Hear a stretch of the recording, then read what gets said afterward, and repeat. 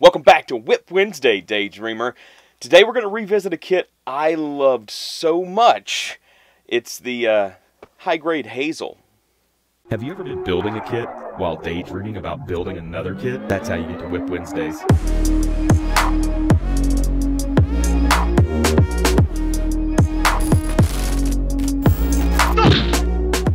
WIP Wednesday! Ragtag Daydreams is sponsored by NewTypeHQ.com.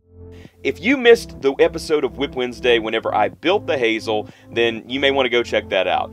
But today, I'm going to take that kit that I snapped together and I'm going to be painting it. My focus today is going to be on basically laying down some of the lacquer-based metallics for the gold portions of it. So I'm not going to keep anything yellow. It's going to go gold.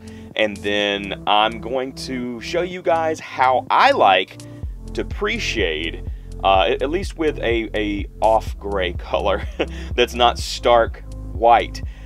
Just basically technique.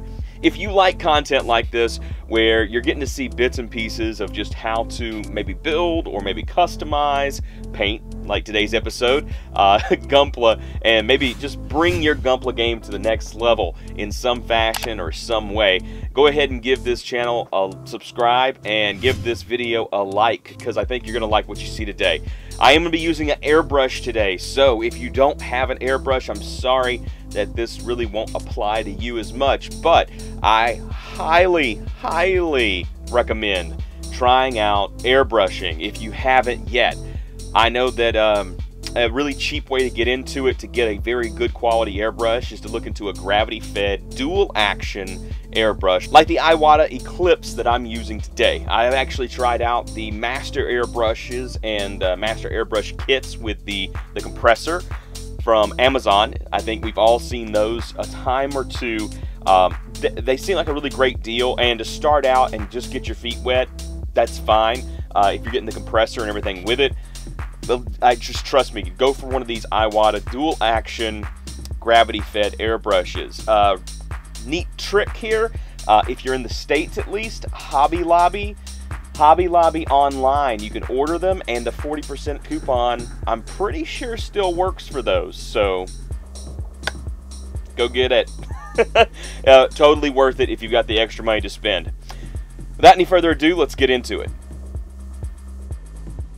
Okay, I'm going to start out today with Gloss Black Base. It's an Alcald product. I really like it as a gloss, basically primer. That's what I'm going to use it as.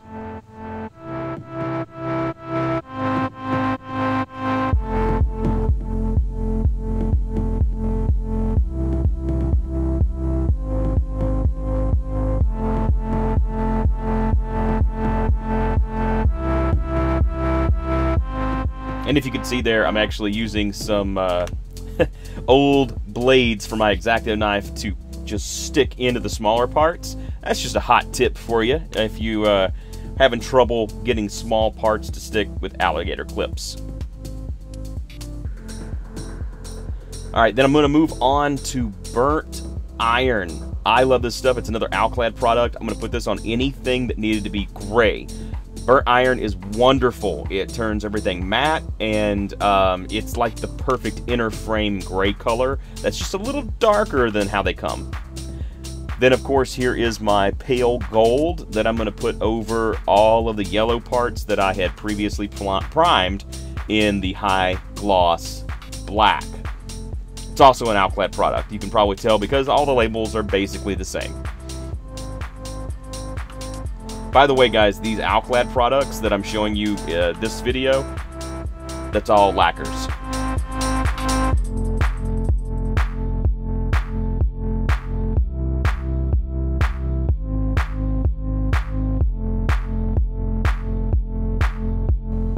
And of course, now I'm going to move on to prime all of the other parts that were that kind of off-white, light gray that the Hazel is primarily made up of. All of these are going to get the basic gray Mr. Surfacer 1500 that I mixed up out of the white and the black Mr. Surfacer 1500. That was in a previous episode as well. if you're more curious about how to thin that down, and maybe you don't want to go back through all of my episodes, I basically just thin the Mr. Surfacer 1-to-1 with Mr. Hobby thinner. And I actually have some spare nozzle bottles, just empty bottles that I had purchased, and I have a little ball bearing in there for helping stir it up and shake it up, so I don't have to use one of the electric stirrers or anything like that. Now this is where I'm going to use the Wolf Gray here, and this is by Vallejo Air. This is the first non-lacquer product that I'm going to be using. This is a basic acrylic airbrush paint, okay? I still do put a little bit of airbrush thinner in it, but not much. Probably a 2-to-1 is what I'm working with on this, 2 paint to 1 thinner. And that's just to kind of help everything flow a little bit better while airbrushing. I don't get any speckling and that kind of thing. If you look at some of the parts that I'm going to be working on here, I'm really trying to hit either from the top down, which is a zenith highlight, zenith being a zenith or a peak, a very high place like the sun, where the sun's coming from, so that's going to be a light source. And then I'm also going to be hitting up just on the interior of those panels that you're seeing. Just going through the panels in the very center and then working my way to the edge, but not covering all of the edge. That's going to give each panel a little bit more eye-catching kind of detail. It's going to make it easier to see the difference between the different panels, and that's where you're going to get that pre-shade effect. The pre-shade effect, of course, is where you're going to get darker towards the exterior of each panel on the design for the suit, and on the interior you're usually going to have a lighter shade of whatever color you're going with.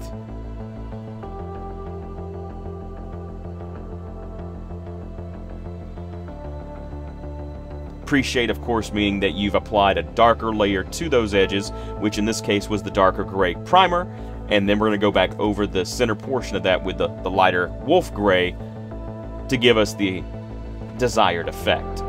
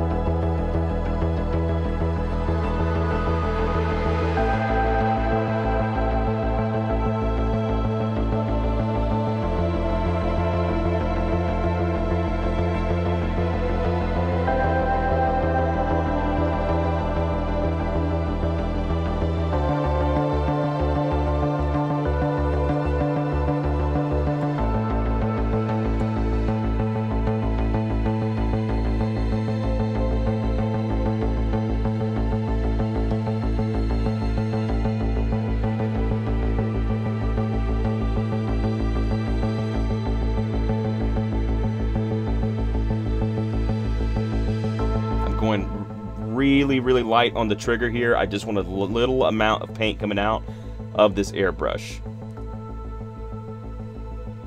You can see right here where I'm concentrating on just the wider portion of the panels and the details and things like that.